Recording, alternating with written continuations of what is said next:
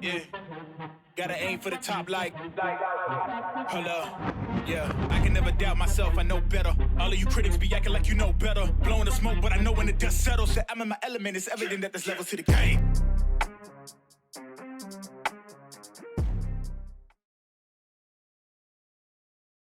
So what's happening, people? Welcome back to the Athletes to Athletes podcast. And today I'm sitting down with a man that I met at the Black Sports Business Symposium, Mr. Rashad Jones-Jennings, and we were sitting at the same table and just happened to start conversing and talking about what we're into and what we do. And then we connected. And, that was probably, in today's day and age, that's kind of rare, right? You don't get too many organic conversations that you truly get out in the wild. A lot of people are meeting online and stuff like that. So it was good that, we were able to sit there, chop it up and connect. So Rashad, welcome to the show, man. Glad to have you on. Man, I appreciate you having me, man. Like you said, we met at the Black Sports Synopsis. And once you told me what you did, and you had the Athletes to Athletes podcast, I was like, yo, we got to do something together because, I'm in real estate now. I'm an athlete. I'm trying to bridge the gap between athletes and business. So I thought it'd be a good thing for us to get together and work this out. Yeah, man. And before we hopped on, it was good to hear you say things are growing. So always good to hear that things are going well. But like I told you, I like to start out with 5 questions. So first question for you is, what made you become an athlete, or who What made made you me become become an an athlete athlete? too? Either It's what or funny. who. I would say um, being in the house with 5 women forced me to be an athlete. Like I played every sport to stay out the house. I'm talking about from track to baseball, soccer. We had a horseshoes, whatever it was to get out the house. And I played every sport year round. So, and then, as you grow older, you take a liking to it and you start getting competitive and things like that. So, I would attribute that to me becoming an athlete, just Yeah. playing every sport, like being outside with my friends and like loving to compete. Hmm. Who was one of your role models growing up as a young athlete? Role models growing up. I mean, of course, Jordan, I mean, we idolized Jordan, even though I couldn't afford the shoes back then. But I looked up to Jordan and I saw how he approached the game, even though I was younger. No nonsense attitude, same with Mike Tyson, back in the day when I was coming up.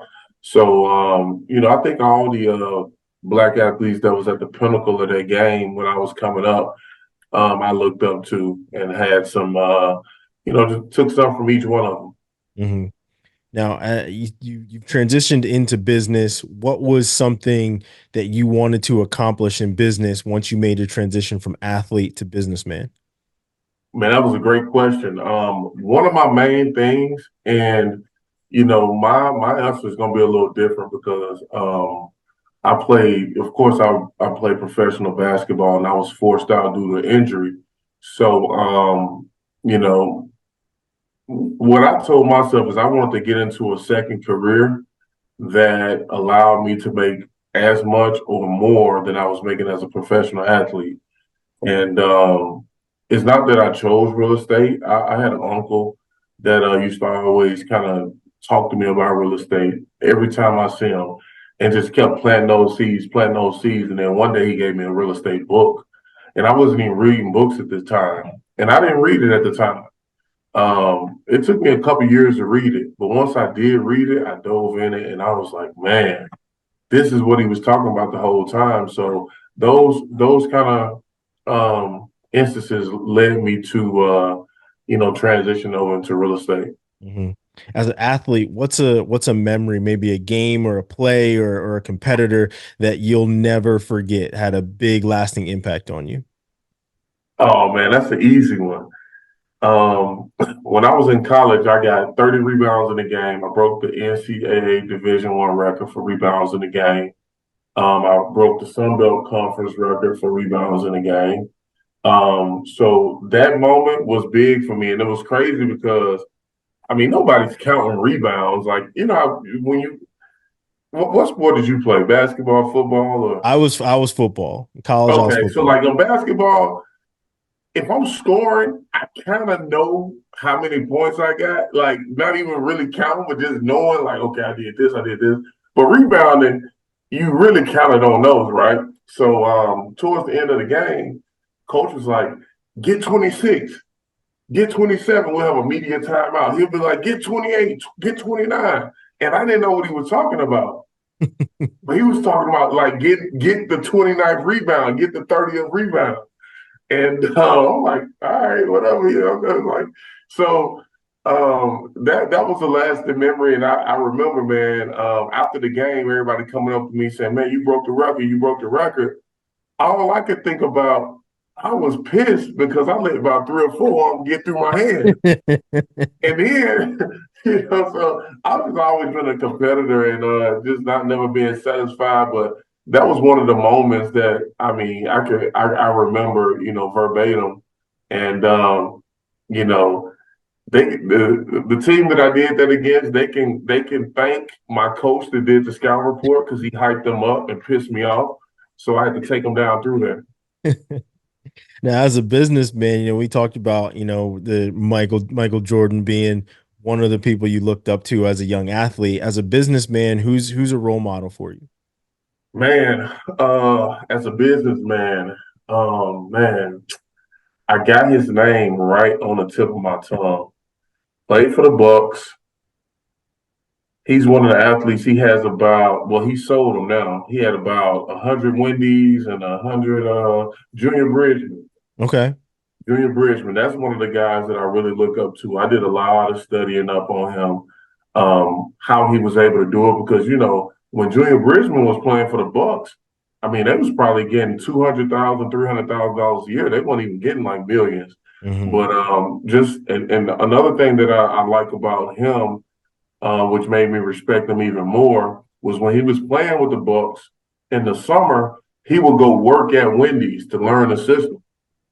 So he had a plan in place. And, he would go work in the summer, learn the systems, because he knew he was going to buy a franchise once he retired. I did something similar to that. When I was playing basketball, I got my real estate license while I was still playing. Mm-hmm. And I was taking real estate classes in the summer and the off season and when we have breaks and stuff like that, just kind of preparing. And that's what I think athletes should do more of, because it's not if, it's when. It's not if you're going to retire. Nobody has ever beat Father Time yet. Now, LeBron is giving them a run for their money, but he's still 38. Mm-hmm. I mean, Vince went till he was 42. So, it's not if, it's when. And every day you step on that court or that field, you one day closer to retirement. So, why not prepare? Because the transition is coming, whether you prepare it or not. So you might as well make it easy on yourself. Mm-hmm. So let's dial it back a little bit and talk a little bit more sports.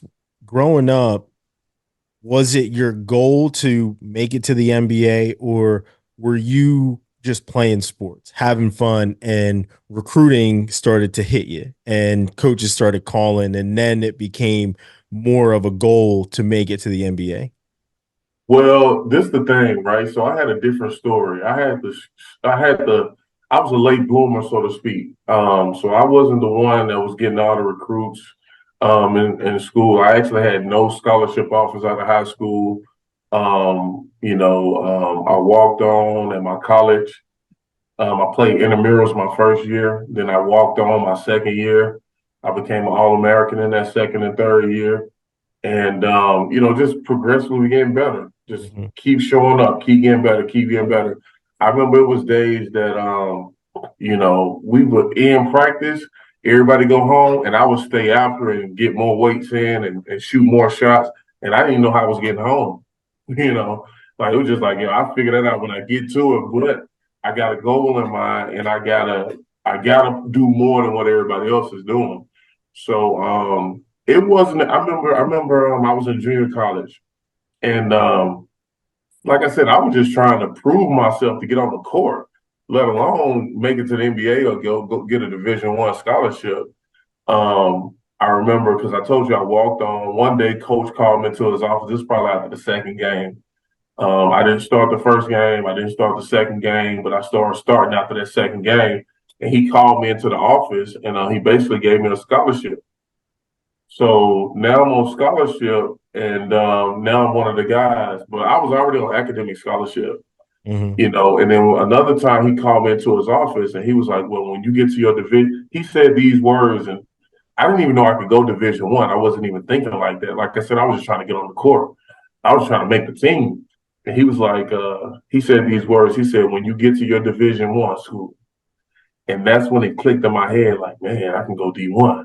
Mm-hmm. You know, so it wasn't always on the forefront. I was just showing up trying to prove myself, and then you know, once I got to my 4 year, and that's when I started kind of looking at the NBA and things like that. Yeah.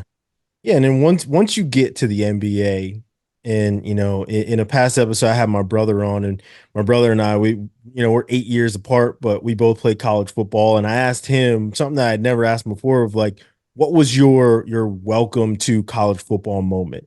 You know, what was your welcome to the NBA type moment once you got there and realized the pace of the game is different, everyone is a solid professional, and the dudes you're playing against, they're not small whatsoever. You're a big Right. guy. You're gonna be in the trenches with the biggins, right? So what was Yeah. that moment where you were like, okay, this is where I'm at now, and I really gotta level up? Yeah. Yeah. um, I would say, well, I had one initially, but it ain't on the court base. It's funny. I had a funny story about Lou Will. Um, but my welcome to the NBA moment, I would say, um, I would say the training, you know, and I was in shape. Like my nickname in college was the Machine, but it's a different type of training. Like everything kind of got to be perfect. Mm-hmm. You know, it's just like everything just kind of, it's like, especially on that level, and once you get thrown in the mix, you don't want to be the one that mess up the drill. You don't want to be the one that, mess up the play and things like that. So that's what I would say, like just getting out there, and wanting to be performing at the top of the game, top of your game. So as you're going throughout your career, and obviously you played in a number, for a number of different teams, and you played all over the world. What was that experience like? How did you take all of that in as you're traveling and playing ball? And was it a surreal moment? Was it something that you couldn't believe you went from, intramurals, junior college, all the way to being a professional? Oh man, I take that in all the time. Even when I was playing overseas, I would consciously take the time out and think to myself like, don't take this for granted because I know where I came from. You know, it'd be times where I'd be tired, don't want to go to practice, and I'd be like, man, you was fighting for this. Ain't no you can't get tired. Mhm. You know what I'm saying? I take it in all the time. I remember I was playing in Dubai and I was on a rooftop and I was by myself and I just looked up at the stars and I was like, man, like people are actually paying me to come play. You know, it's crazy. Like a couple years ago, people like nobody, I didn't know scholarships. I walked on an academic scholarship. And then it just shows the power of what can happen if you keep showing up and keep improving and staying committed to what you set out to do. And it's the same in business. I didn't start here. I remember my first day in the office when I retired in 2015. My first day in the office, I had my real estate license. Nobody tells you what you're supposed to do after the test. That's when the real that's when the real business starts. It's like, okay, I got my license now. What? I remember going in the office just sitting there, just waiting on somebody to throw me a bone or tell me what to do but you're an independent contractor. They didn't tell you like, oh, now you got to go find your own business. So um yeah, man, that was some of the memories that I have. But as far as your question, yeah, man, I take it in all the time. I love adapting to the cultures. That's one of my favorite things, going to different countries because everybody does it different. Mhm. What we can do in Dubai is not what we can do in Mexico. It's not what we do in Europe and Asia. It's just different. But I had a great experience, and I didn't take it for granted at all. I miss it. Nothing like the camaraderie of sports, and I'm pretty sure all athletes miss it, man. It's nothing like being in that locker room. Went to war together. hopefully you won, but whether you won or lost, man, it's just something about that camaraderie. Mm-hmm. So you're a businessman now, and something that people don't truly equate to athletes is athletes are all businessmen, especially college sports are big business now. We've seen that, Oh and yeah. the NBA and the NFL and all these professional leagues, they're all business, right? So even though now you really equate yourself to being a businessman, you've always been that businessman. But what did you take on from a business standpoint from the league and from other players that may have been doing a lot more investing as they were playing that you use now? So the question is what I got from sports that I use now. Yeah. So I would say, I mean, that's a good question. I would say tenacity, just being tenacious, going after it. Because I was a grinder. I was a rebounder, defender. You get it to me on the block, I scored. I'm trying to dunk everything I touch. I play real physical, real up in your face. Hard nosed. And that's what I bring into business. Last night I was in the office till 1 o'clock a.m. And it's like it's kind of like for me, it's no different from when I was playing basketball. We got weights, we got regular practice, we got study hall, we got shoot around. And when I was playing ball, I would go back to the gym late night and work on my weaknesses. Mm-hmm. So business is no different. I left and I came back up here because I felt like I had more stuff to get done. So those are the type of things that I transit brought over from sports into business, as well as like take watching film, for example. So I'm doing real estate development now, and what I would do, I would go sit in someone else's city council meeting that are up to try to get that development approved.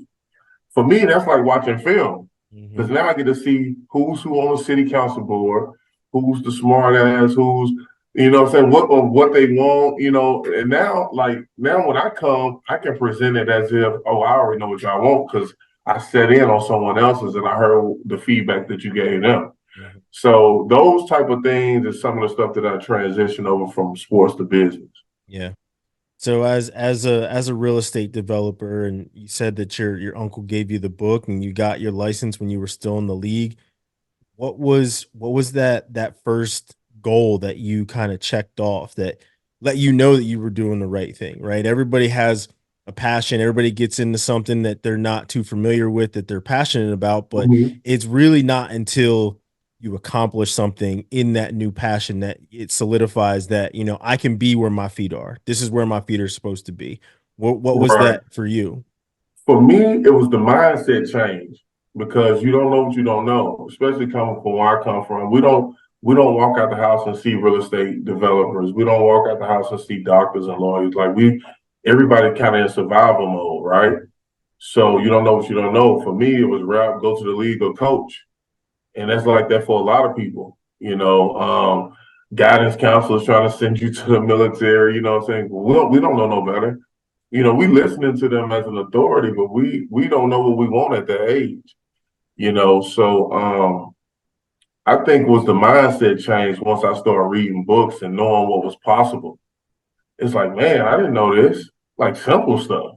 Mhm. I read the first book I read was I said the first business book. The first book I read was a Dennis Rodman book, Bad as I Want to Be. But the first business book was Rich Dad Poor Dad, and that helped change my mindset. And it just unlocked a whole bunch of stuff that I didn't even know was out there. Yeah. Yeah, it's incredible that, when you get into that passion and you start checking off goals, how much it solidifies that you made the right move. And Hmm. it sounds like, and like I said, we talked before this, and you're like, man, things are growing, things are in a really good spot. What's growth to you, right? How do you measure growth in your business, and how do you explain it to essentially to your team, right, to the people that you're working with? This is what growth looks like. This is what we want to accomplish. For you, what is that growth? Because as an athlete, growth is winning, growth is getting better, Yeah, growth is putting in the time. But as a right. businessman, it's real small, it's incremental, right? How do Yeah. you equate that business growth? I think growth is leveling up, not making the same mistake twice, progressing forward and carrying out the goals, carrying out the mission. You know, we set a goal at the beginning of the year, and then we carry it out. And then as we carry out those missions, we set bigger and better goals. You know, everybody that's on the team wins. You know, so for me, growth is one, not making the same mistake twice, and that's progression in itself. And two, you know, just like I said, man, just accomplishing these goals and, you know, changing the board. Like I got a vision board in my office, and you know, I was able to change some stuff out because I accomplished what was on there, and that's growth. You know, I'm always a visual person. Even my team, they got their vision boards up as well. And the goal is to take what's on there, accomplish it, take it off and fill it up, fill it in with new things. Mhm. So one of the things that you mentioned is that, you know, we said it before, is that you got your license when you were still a player. Was that transition hard for you? You know, there's a lot of players that it's tough when you don't have a coach waking you up, you know, or a teammate or somebody else that you have to play for, right? You have yourself, you got your family, you know, and you got your team, essentially your business team, but it's still a lot of it is on you. There's nobody watching anymore. There's no bright lights. It's late nights in the office and not late nights in the gym. So you could do it on TV, right? It's very different, you know. How did you make that transition? And what was it like going from basketball to business?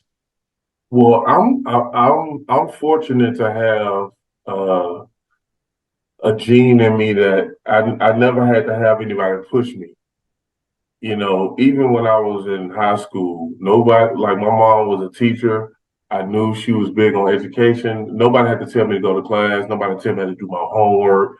I always was, I wanted to dominate I wanted to be good in everything. Mhm. Was in class, on the court, and in business. Like I feel like domination is not one dimension. That's everything. I wanted to dominate in the weight room.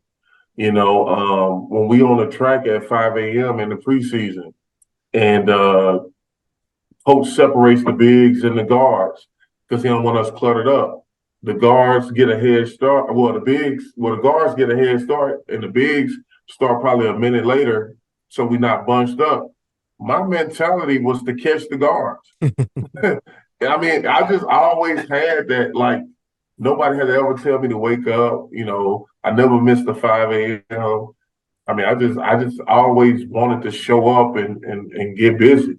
Mhm. Yeah, I mean that's the athlete mentality that, you know, a lot of people are bringing into business now, right? Athletes are, you know, they're stepping off the court, stepping off the field, and into business. And when they get into business, that's the mindset that they have, is that they want to dominate in their business the same way that they did on the field. Right. And you know, you're seeing more of that. And you know, like I said, we were able to connect, and you know, and then obviously hearing you talk, it's apparent that that's the goal every single day. Right. So what's something, you know, we're about to go into 2024. What's something that is on that vision board that you're looking to check off in 2024? Man, it's funny, man. It's funny. I just had a meeting with my business coach on Monday out in San Diego, and he gave me a tall task that when I show up in Q2, I need to have a million in liquidity. Hmm. Um, that's that's what 90 days. 90 days. Well, we're probably about 87 days from now. Yeah. So that's definitely on you know Q2 to have a million liquid. You know that's definitely on the board. Um, and he gave me that because he knew it was possible and something I can do. And so that's one of my tall tasks. And another thing in 2024, man, just completing these developments. We've already did a lot of the grunt work. Now it's just time to build and complete them. So finishing out these developments, you know, being on more podcasts, spreading the word to athletes with people like yourself, and you know, just trying to, you know, plant seeds and, you know, help people out as much as I can. Hmm. So what's something, and like I said, I always like to get a piece of advice before we end everything. And you say that, you want athletes to dive more into business, and business is where it's at for athletes, especially athletes, that are making tons and tons of money. You got to make some investment, you got to make some business moves. What's Mhm. your advice for these athletes who are looking to make that transition from athlete to businessman, and what would you say you've learned throughout your process that would be beneficial to them? Don't invest in anything you don't understand. And I'll tell you, I had two of my worst investments were the two investments that I didn't understand. I had a barbershop. I don't cut hair. I had a truck. I don't drive trucks. And it was just too many moving parts. The truck is gonna break down fresh off the lot, whether no matter what condition it's in, it's gonna break down. And then two, the driver, he's sick, he got COVID, he got surgery, like it's just too many factors working against you. So that's what I'll say initially is don't invest in anything that you don't understand. And two, make sure that you read, what's my exposure? What's my return? What's the risk? How can I lose my money? How am I protected? Send it to your attorney. Send it to two different attorneys and see what see what they saying on both sides. You got to protect yourself because I'll tell you what, that money you spend on the front end doing your due diligence is a drop in the bucket of what can happen when you lose your entire investment. So, don't do anything quick. Make sure you're investing with somebody who knows what they're doing, not just, hey, my brother got an idea, or my dad, or my sister got an idea for a hair salon. Man, all these people passionate. Will they show up when they get hard? Like, are they gonna throw in the towel when they get hard? And because they playing with your money, so how invested are they? I mean, those are some of the things that I would say, man. Make sure you understand it. Make sure you do your due diligence, and I think you'll be protected if you follow those steps. Yeah. So before I let you go, I want to kind of give you the floor to let everybody know what the business is called, where they can find you, social media platforms, stuff like that. So the floor is yours, man. Let us know where they can find you. Yeah, man, y'all see it, man. I'm always branded, man. Post Pro Capital, with real estate development, private equity firm. You can find me on Instagram, postpro_Shazilla, LinkedIn, Rashad Jones-Jennings, Facebook. My company's on all these platforms as well. And definitely, man, follow me, reach out. I try to educate along the way. I got about 650 videos on YouTube, and that's at Shazilla. So even when I'm doing these developments, I like to document my process. So, once we get start breaking ground on this next development that I have planned behind me, I'll take you through it step by step. We out there every day, and I got my videographer with me, and we explaining different things along the way. So, as I'm going through my process, I like to educate people as well. That's awesome, man. Well, I hope you continue to grow. I really appreciate that we had a chance to get on here and talk about the business and check in. So always good seeing you grow, man. I appreciate you taking some time out to come on and discuss your goals and your expertise and your journey. Most of all, I like I said, when we met, I could tell you were a passionate dude that was really trying to get things going even more so than what they already were. And it seems like that's exactly what's happening, man. So I appreciate you coming on, and, it's good to hear that things are going well. Man, I appreciate you, Ryan. I appreciate you having me on, and hey, much success to your podcast moving forward.